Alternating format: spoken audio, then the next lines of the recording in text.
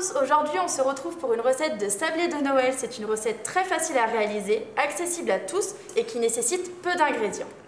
Il faut savoir que cette recette est aussi facile à réaliser avec des enfants. Car justement, à la fin de cette recette, on va faire un énorme glaçage qui sera juste subtil et délicieux.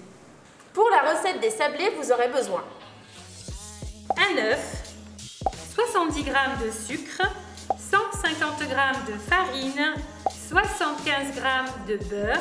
Pour le glaçage, vous aurez besoin 200 g de sucre glace, d'un deuxième œuf, quelques gouttes de citron et des colorants alimentaires. Enfin, vous aurez besoin de certains accessoires.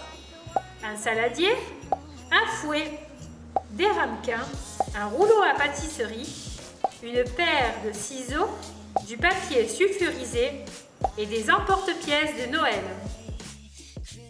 Tout d'abord, il faut toujours commencer par se laver les mains au savon et à l'eau avant de cuisiner. Tout le temps, tout le temps, tout le temps. Alors, on commence par l'œuf. Alors, petite astuce, on casse toujours son œuf dans un petit récipient avant de le mettre dans le saladier pour vérifier qu'il ne soit pas pourri. Ensuite, on rajoute le sucre. Donc là, nous avons bien nos 70 g de sucre. Avec un fouet, vous mélangez tout simplement jusqu'à ce que le mélange blanchisse bien. Surtout, n'hésitez pas à y aller énergiquement. Voilà, une fois que ça c'est fait, on rajoute la farine. Vous pouvez y aller tout mettre d'un coup. Voilà.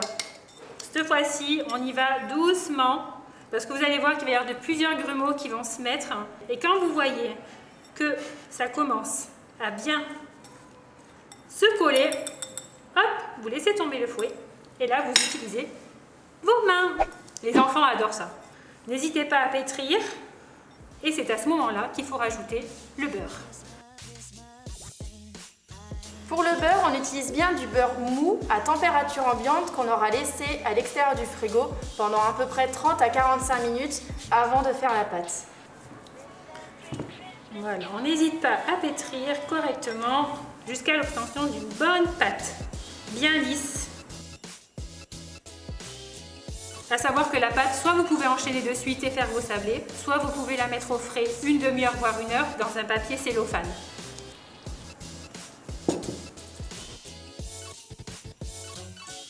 Alors, une fois que la pâte est bien faite, on prend un petit peu de farine, on met sur le plan de travail. Hop. Si votre pâte est trop collante, n'hésitez pas à rajouter plus de farine et au contraire, si elle est trop sèche, vous pouvez rajouter tout simplement un jaune d'œuf.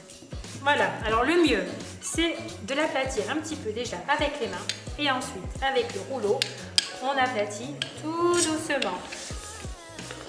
Au niveau de l'épaisseur, c'est vous qui jugez, mais on va dire que le meilleur est entre 3 et 5 mm. En fonction de l'épaisseur de votre pâte, il faudra ajuster la cuisson pour pas que vos biscuits soient trop cuits ou au contraire pas assez cuits. Voilà, et là vous prenez les emporte-pièces et vous pouvez commencer à les dessiner. Hop. Si vous n'avez pas d'emporte-pièces, vous pouvez prendre un ramequin ou un verre. Maintenant que les sablés sont faits, direction le four.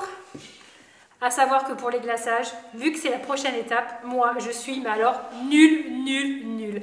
Donc je vous laisse avec Clélia et puis moi je vous dis à bientôt. À bientôt Erika.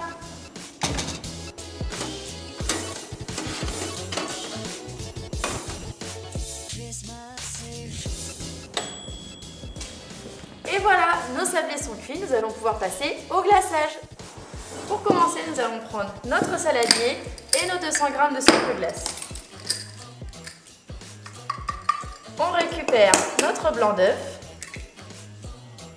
et on le verse sur le sucre glace.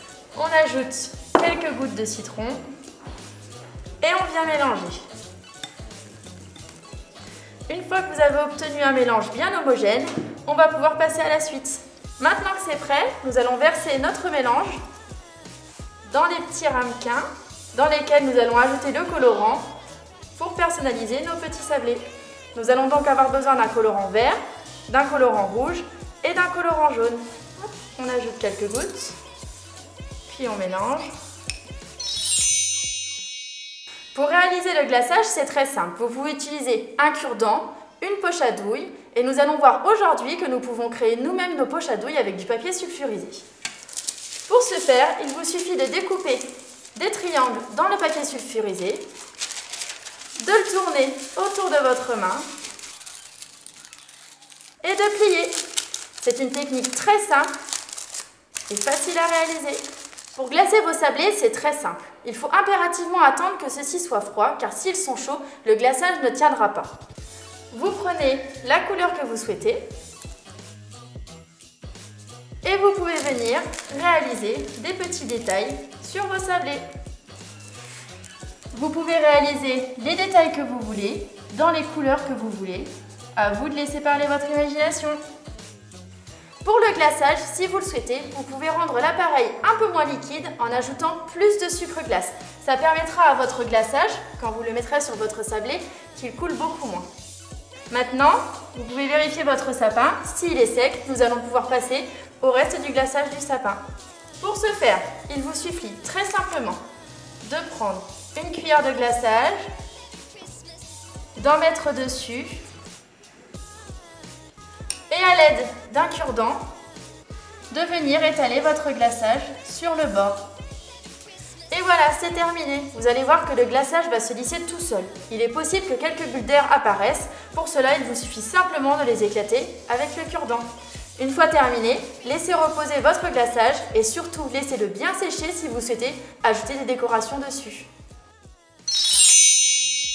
Et voilà, vos sablés sont prêts et personnalisés. Vous pouvez maintenant les déguster. N'hésitez pas à commenter notre publication avec vos réalisations et on se retrouve prochainement pour une nouvelle vidéo.